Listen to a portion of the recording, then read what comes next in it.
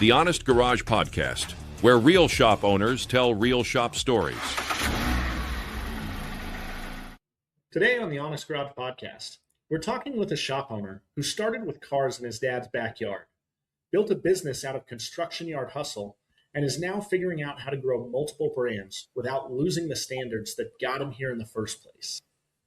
Our guest today is Brandon Stapley, owner of Stapley's Garage in Mesa, Arizona, and Stapley Car Care in Chandler, Arizona. Between the two locations, Brandon's businesses cover full-service general repair, diagnostics, maintenance, alignments, and day-to-day automotive work, while also operating a separate Oil Buddy quick service oil change concept.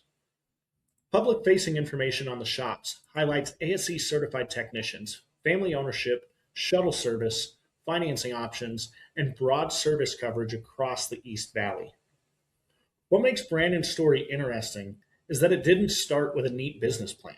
In the prep call, he talked about being the kid who could identify cars by taillights and headlamps before he was old enough to drive, then turning that interest into side work, then dealership flipping, then repairs for a construction company out of a rough little two-bay half-outdoor setup in the Arizona heat. When that yard got torn down for condos, he had to make a choice: fade out, lease something tiny, or make a bigger move. That eventually led him to buy an existing shop. Today he runs 3 shops: Stapley's Garage, his flagship shop, a rebrand of the Purchase shop; Oil Buddy, his quick lube shop; and his most recent shop, Stapley Car Care. Another major theme that came through strongly in the prep call was people. Brandon was very clear that one of the biggest shifts in his growth came when he finally figured out where the line was with employees, how to be a good guy without letting the wrong people walk all over the culture. He talked about learning slowly and painfully that sometimes what's best for the team means letting go of someone who's poisoning the whole place, even if replacing them is going to hurt in the short term. And then there's what's working now. Brandon had one of the clearest answers we've heard on the show about a balancing act a lot of owners face every day. Either you need more work or you need more techs. Right now, he's in growth mode. He's willing to run a little heavier on staffing and sacrifice some short-term efficiency if it means that he can say yes to more work, catch more upsells, and build a stronger customer base for the long haul. In this episode, we're going to dig into how Brandon went from backyard repairs to multiple automotive businesses, how he thinks about growth versus profitability, and what finally helped him figure out his people and what's actually working right now in customer retention, shop presentation, and long-term expansion. Brandon, welcome to the Honest Garage Podcast. How are you doing today, sir? Thank you. I appreciate the introduction there. That was a good one. I appreciate that, man. Yeah, we try to make sure that everybody out there knows why we're talking to such awesome people on the show. So, well, thank you. Yeah, honored to be here. I'm looking forward to the conversation. I know we kind of said it in the intro, but you were able to start identifying cars right out of the gate: taillights, headlamps. You knew what was what and kind of had a passion for this from a really early age. What was it that got you interested, do you think? Or what's the car that's got you most interested and got your attention now? I couldn't say any specific car, but I had, at a young age, 4, 5, 6 years old, driving down the road, even at night, I could identify looking at the headlights, right? Like you said earlier, what kind of car that is. So it just having that interest so young. For a second, I thought I wanted to be like an air traffic controller. Seriously. Or for the longest time, I think my dad was like, oh, you need to be a dentist. So I thought I wanted to be a dentist, but that's not for me. That's not me. It's at the end of the day with the air traffic controlling, it was like, that's just a job. And everyone says it's so stressful. Though being a business owner can also be stressful. I can't say it's all sunshine and rainbows, but I am here today and it's nice to be where I'm at. It's taken me a lot of years to get here, but like you said before, people is everything in good business. Yeah. Talk to me about the early days, because I know you started out kind of working with your dad a little bit in the construction side, right? Yeah. So my father was a landscaper, and Yeah. he had multiple crews. He even did curbing, and he even had a sweeper truck. So they would service the parking lots for the commercial park, large commercial parking lots. Say it's a Walmart or a Costco, he would take care of all the landscaping there and the parking lots. He had equipment, right? Lawnmowers and blowers and edgers and all the trailers. And so I grew up around all of that stuff. My dad was also a do-it-yourselfer. He had all the tools, so it made it easier for me to do that. And Yeah, to get I your hands on too. think my dad was very instrumental in teaching me how to work at a young age. And I did. I mowed lawns from the time I was 11 till I graduated high school. I did tree work and all kinds of stuff. How many 11-year-olds made $200 a week? Many. That's what I did. I mowed everyone's lawn in the neighborhood. That's awesome. What Yeah. did you bring with you kind of from watching your dad run that business? Is there anything that kind of transferred into how you're running your business today with regards to people or process? Yeah, I think the biggest thing was just seeing the kind of lifestyle that he lived. Yeah, that lifestyle as a business owner, I think is pretty nice. Nobody, there's no limit, right? There's no limit what you can make. There's no one controlling you. Certainly, each industry has its own hurdles or obstacles, but Yeah. there's nothing restricting me, and I like that. I do. Yeah. It's the freedom to work whichever 100 hours a week you want to work. Yep, 100 or how about 20? Yeah, that'd be nice. 20 would be great. Yeah, not 120, just 20. 20 would be great. Yeah, I think that's what we're all secretly shooting for. I don't know anybody that's a business owner, especially closer to our age, that's a business owner that really wants to step away and not work at all. We got into this because we actually enjoy the work. Yeah. But it would be nice to be working on the 20 side, not on the 80 to 100 side hour wise. Yeah, absolutely. So, talk to us about that transition from the early days when you started the first shop into kind of where you're at now. And have you made it to your 20-hour weeks or not quite? Yes, I would say Yeah. yes, I have. It's the people that I already said it. It's the people that make the difference. If you have someone that is not capable and or not doing your customers justice, or it's people who care, right? If you don't have people that care the way, no one cares as much as the owner at the end of the day. Sure. I'm more invested than anyone here, right? But to get a review from a new customer just a few months ago that essentially said it's evident the amount of care and respect and trust in these people that emulate from the owner. I thought that was so nice. This lady doesn't even know me, and she says that. But she actually understood. Yeah, that's He awesome. was feeling that from my team, and I'm like, yes, that is it right there. We didn't ask for anything. We're just doing our jobs, right? So the team is key. You don't have the team, you're going to be stressed out. You're going to be Yeah. down there holding hands. I don't have time for that, right? I can't have 3 businesses and hold hands at the first one I started. No. Yeah. Yeah. And you were really candid with us on the prep call too about it didn't start that way, that it took time to figure out the team. And talk to me about the difference in mindset that you've gained from when you were hiring first and what you were looking for to what you're looking for now when you're hiring and how those differ. At this point, I hire more personality than anything because you can't change personality. Yeah. You can't. You can change, you can teach people, right? Yeah. You can help people be better at a certain skill that can be trained and taught. You can't train personality. It can't be done. And I've hired people where I'm like, wow, I see it now. I give those tests the personality tests to anyone that's customer facing. I always do.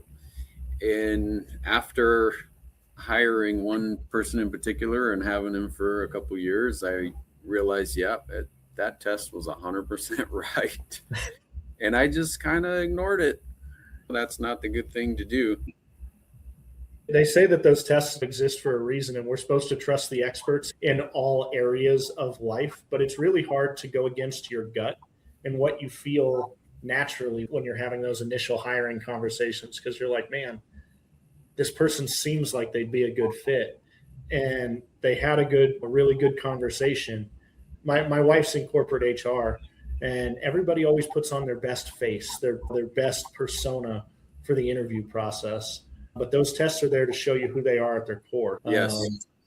And you got to look at it a little further. And if you're unsure, I would ask for some guidance from someone on that side. So I'm a part of ATI, Automotive Training Institute, and in there I was somewhat guided, actually a lot guided, into a better direction, right? My coach for at least a year, like, you got to do something about this guy. I tried to work with him.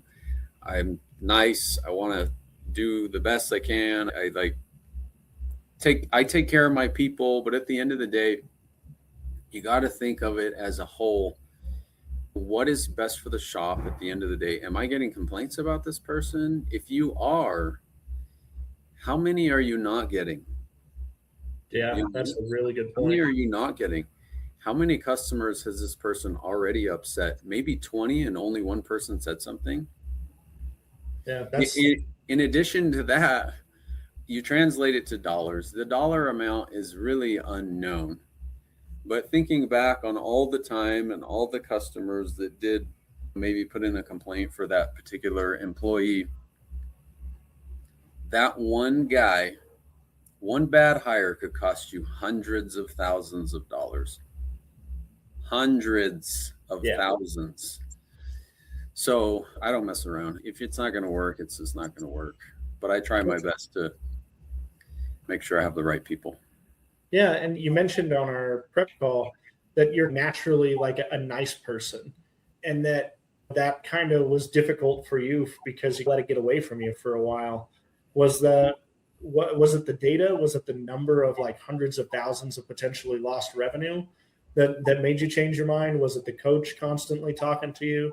What was that deciding factor that was like, okay, being a nice person means being a nice person to everybody in the shop by getting rid of the one bad guy? Yes. So you have to look at it that way. That one person is now negatively affecting the pay of how many other people. And because the shop is not doing well because of this one particular person who is ultimately a huge bottleneck and just turning work away, it's, and I kind of lost my thought there, but yeah, you got to do what's best for the team. But, that's what I was going to say. The perspective, it took me a while to come up with that. And I think opening my eyes with the third store that I purchased, my second repair shop, that helped open my eyes to see, okay, this is physically a smaller store and they do more dollars. Where's my bottleneck? What's my problem? So opening my eyes in that way, I put myself into that, right? I chose to buy that shop and my eyes were open there. And then my coach on top of that, hey, you got to do something with this guy, because he sees the numbers. He sees the numbers for 80 shops every week. Of course he knows what he's talking about. So at the end of the day, I'm like, yeah, I like to think of myself as a nice person. We in the automotive world, if you're a good shop, you're trying to help people. That's what we're trying to do. We want to help people. We want to make sure that they're taken care of and their family's safe on the road. It's key. At the end of the day, it is my job, but as long as you're good and you're taken care of and no one is taking advantage of you, that's our goal. Yeah. Make sure you're. Well, that leads me into another thing that we talked about on that prep call that really stood out to me. Your name's on the business. It's on the two repair shops at the very least. And you've grown up in that area. Your dad had a business in that area. You hit on reputation and your name and the character behind it pretty heavily. Walk me through the decision to keep everything under that Stapley name and what that means to you, and kind of pros and cons, if you will, of that situation for anybody out there that might be weighing that decision right now. So Stapley, the Stapley family, my family, has been in the Phoenix area for over 140 years. There's a road, I don't want to toot my own horn. That's not it. We've been around a long time. We're not going anywhere. So my thought is, if people are so worried when they go to a shop, they come in with this wall that, oh my gosh, they're going to screw me or take advantage of me. That's why I put my name on everything, because I want these people to know that's my family, and I'm not about to disrespect or taint my family name in any way, ever. Yeah. So I emulate that to the team, and then they all wear my name on their shirts. My name is on every invoice. It's on every oil change sticker. It's on our air fresheners. It's literally everywhere.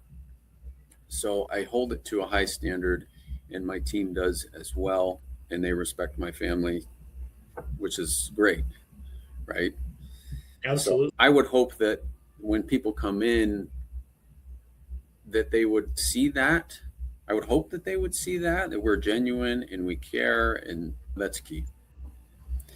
So. Yeah, I love that, man. And that's something that I think a lot of people, when they put their name on something, on a business or something like that, they don't realize really all that entails. It means everything that all the other people you hire do still puts your name under a microscope. For sure. Talk to me about what that means from a training and a process standpoint for you as you went into multiple locations and continued to grow. How important was building out processes during that time for you? Processes are important. Obviously, everybody has their standard operating procedures, right?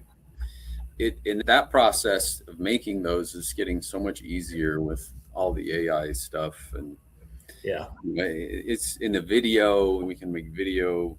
It's so much better than it used to be, but there's almost no excuses at this point. There's no excuses yet. You know your job. You know what you're supposed to be doing. Holding people accountable. My guys are good. When we have our team meetings, we don't have, it's so nice to go to a team meeting and it's all positive. I read the awesome reviews my guys get at the team meeting every week, and it's all positive. I don't have anything bad to talk about in the team meeting, and no one does. It's so nice. So, that's great. Yeah, I know a lot of other shop owners would probably kill for that problem. That's a good problem to have. So I'm grateful. That's awesome. I'm sure if ATI is like most coaching programs out there, they're always telling you not everything's perfect. Let's look for the things that we can still improve on. But it's pretty great to know you're 95, 99% good in those meetings, and a couple of tweaks and things are even better. Sure. There's always room for improvement. Like when I rate the marketing company, they have me rate them every single month. Okay. And I'm like, guys, can you send these every 3 months or something? Why do I got to send it every month? But I will probably never give a 10. It's a 1 to 10 scale. I will never give a 10 because I think there's always room for improvement. And I've had some customer. I had a lady one time, we call her and say, hey, is there anything we could have done to earn a 5-star instead of a 4-star? And she's, only Jesus gets 5 stars. I respect that. Okay. Yeah. Okay. I'm trying to. Well, thank you for the 4. I will never be perfect like him, but I'm going to try. That's great. I love that mindset. As a marketing company myself, that kind of hurts my heart a little bit, since I know how important those 5-star reviews can be for a company. But yeah, I can't fault her logic. Yeah. But I know that on the prep call, we talked about that really delicate balance that business owners are dealing with between I need more work and I need more text. And I know you said you're more on, like, you're willing to be overstaffed right now. Talk to me about the logic behind that, because I know we're sitting here in, quarter two of 2026, and a lot of shops have had slower starts to this year than they expected. And you're still overstaffed or less efficient on the staffing side than you could be. And I'm curious what the logic behind that is and what you can share with others out there. So as far as techs go, I feel we got to be doing a labor inventory all the time. What is the shop capacity? What's our labor inventory with the current team we have? And how many hours a week is our goal? How many billable hours are we shooting for every week? And my team all knows their goals. They all have them. We check on them constantly between tech board and individually. But I think the biggest thing, like my front counter, for example, in the past, for a long time, I had one guy up there. And I realized that was partially a bottleneck for me. So I put in place somewhat of an assistant or secondary service writer. And that was after I let my major bottleneck guy go that I mentioned cost me a lot of money. Yeah. Yeah, long term. How much further ahead could I be?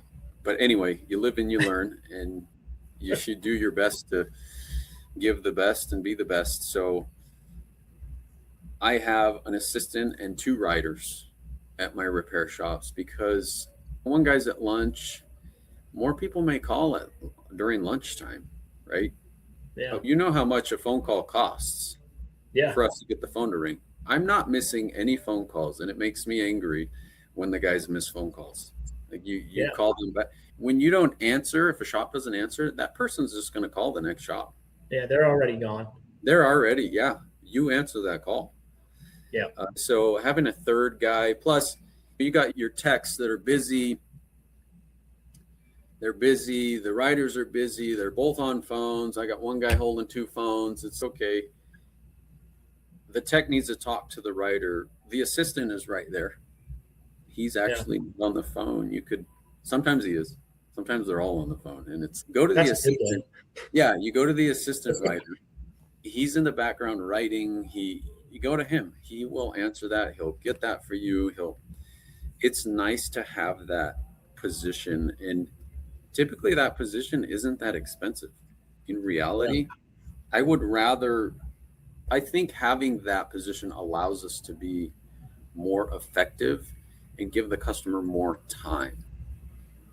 Yeah. Well, I think from a marketing standpoint, people never realize the opportunity cost of a missed call. And most people, when they're looking for a new shop or that phone rings the first time, they're going to come in twice that year, and they're going to have a spouse, a partner, a friend, a parent. They're going to refer one other person that's also going to come in twice that year. So every time the phone rings, you're not missing one repair order, you're missing four. And then any other referrals that might come from that. And it drives me insane when people don't pick up the phone. Yeah, you got to answer the phone. Phones are key. When Cox Communications or CenturyLink, when they drop the line, oh man, I do not like that. Yeah. That makes me mad, actually. So yeah. I years ago that happened with Cox, and I changed the cell phones. I'm like, cell phones never go out. But now I've changed the voice over IP, and it's a little different now. And the systems that record and rate the calls, and it's pretty nice. Yeah. And you can have those systems go down if power goes out or whatever. But if you have cell phones, at least as a backup, you can send out an email communication and let people know, hey, our phones are down. You can update the website. Hey, our phones are down. Update Facebook, and people are pretty understanding. But the thing that in this industry, because so many people already mistrust the auto repair industry, when you don't answer your phone, they just assume you're like everybody else. And the first thing you got to do is show them that you're different.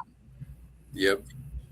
And that's something that you've done a really great job of at both the auto repair shops and at the Quick Lube place. And I think that there's something out there for other businesses listening to this. You mentioned that person, that assistant writer, really isn't that expensive. If you're out there listening, just take a moment, pause, and calculate your average repair order, multiply it times 4, and every time you miss a call, and look at how many calls you missed last month. And you will find out that you can't afford that person, I promise. Yes, that person is, yes, you got to have that person. You right? almost can't afford not to have that person. Plus, it just helps the shop operate smoother and more efficient. Because, yeah, you need to go get a part, but you don't have a tech getting off the car or a rider away from the counter, right? We're trying to get that car done. It's Friday afternoon. There's a lot of great that comes with that assistant position. So I think that one of the things I'd love to get your take on is you made that transition to multi-shop owner. And I know that there's a lot of people out there, usually when things are a little bit slower, more opportunities to buy come up, and shops that are right at that inflection point. They're good enough to grow, but they're not quite sure if they can do it without sacrificing culture. What would you say to somebody who's in that position right now?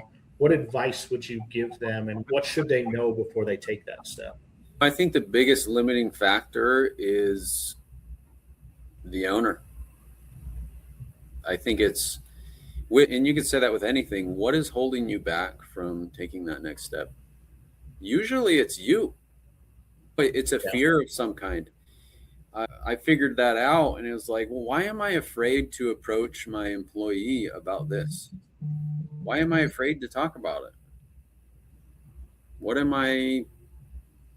What's gonna come from me not talking about it? Yeah. So I think if anyone is on the fence about growing or hiring that next person, that I know if you're in that point where it's like, wow, this is going to be a lot of money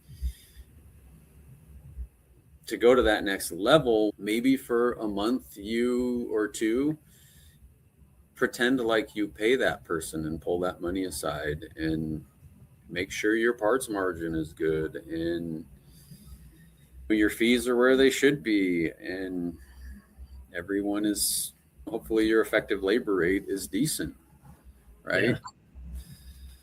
Anyway. Putting on that coaching hat yourself there. Yeah. I love it. Call ATI. There you go. I think that's really good feedback, though, because the owner always becomes the bottleneck in the business. And it's funny because it's easy to focus on the fear or the roadblock, but they don't focus on what's on the other side of that if you get through it. Yeah. And I think that there's a lot of shop owners who would love to get down to that 20-hour work week and away from that 40 to 60 to 80-hour work week. And it stands on the other side of the mirror. And that's got to be something that I hope people out there listening take away from your advice. Yeah, and I'm happy to talk to anyone. I love talking business, so if anyone wants to call me, I'd be willing to talk if you need some help. That's awesome, man. I appreciate that. And we're gonna get to that in just a second. But before I do, I got to ask you something we ask everybody that comes on the show. We're really big on honest over here, right? It's the Honest Garage podcast. You know, we run Honest Mechanic Marketing. When you hear that phrase, honest mechanic or honest garage, honest shop, what does that mean for you, especially with your name on the business? And how does that impact the way that you run your shops?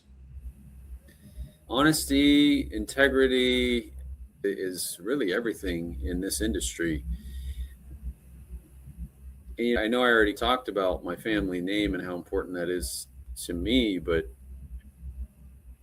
in auto repair, like that one person that you wow them and they come in and they're like, oh my gosh, I have a review and you can look it up at Stapley's Garage. This person said, I can't wait to come back. Who says that about a repair shop? Yeah, Who nobody wants to come back to the repair shop. Yeah, someone said that. I'm not making that up. So it's if you do the opposite, say you are dishonest and you do something you shouldn't have, or you lied about something, or you said you fixed it but you didn't, and this person goes to another shop, find it. How many people is that person going to talk to? And it goes both ways. that one person that left that awesome review, yes, they do talk to their friends. Oh, I know an awesome shop. They do. Yeah. But that one person that you upset and you're dishonest with, it's just, how far does that go? Right. Yeah. I think I remember the stat. People are 7 times more likely to share a negative experience than a positive. Yes. I People really cannot, get going. I wish I could cite that source off the top of my head, but unfortunately I can't. I know that it came out of the book by Brittany Hodak, Creating Superfans, which is an excellent book. It talks about that, creating that wow experience. Oh, wow. Yeah. If you haven't read that, you ought to check it out. It's a really cool book. But you mentioned being comfortable sharing and having conversations and talking business. One of the coolest things that we get to do with this show, as we've seen it grow over the course of this year, build a community around just that, around shop owners, good, honest shop owners talking business.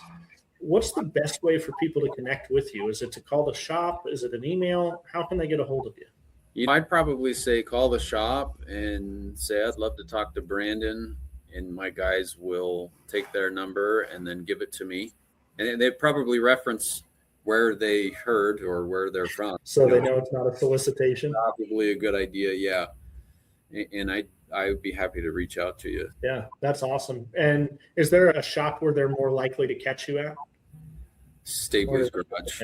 Stapley's Garage. All my guys will relay the message. So yeah, I'm here in my office at Stapley's Garage now. That's great. So I just wanted to take a second to say thanks for taking the time to be on the show, share the knowledge with everybody that's out there listening. I think that in a limited time format that we have with the podcast, it's hard for us to go too deep on too many things. But if you're out there and you're listening, you got value from anything that Brandon said, I would encourage you to reach out. He's been a huge wealth of information on the prep call, here on the podcast today.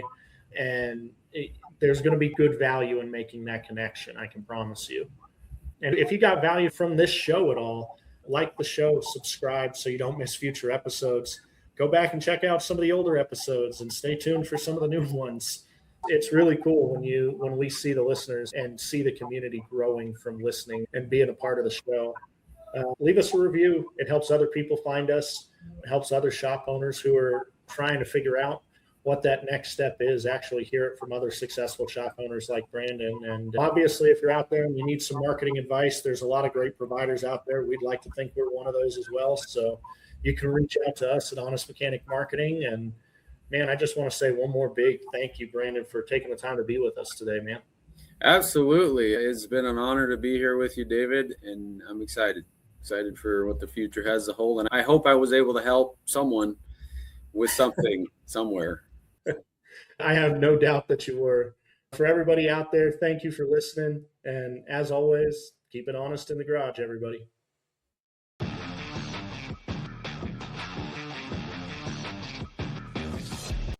Everybody loves a clean shop, right? Now, there's people who don't care if they go into a shop that's old school and there's parts laying everywhere and it's grungy and greasy. Some people don't care about that, but there's not a single person that doesn't love a clean shop. Yeah. So one of the things I see in old school shops is that these guys, they'll save garbage for years, right? There's this mentality of you never know when I'm going to need that part. You know what? Maybe you'll use it in 5 years, but that's not what you're here for. I see shops kind of go after as much as they can right away on one customer, and that is not going to work. And I've seen shops start honest, and then they'll do one little thing and then two little things that are against what they would think is morally correct.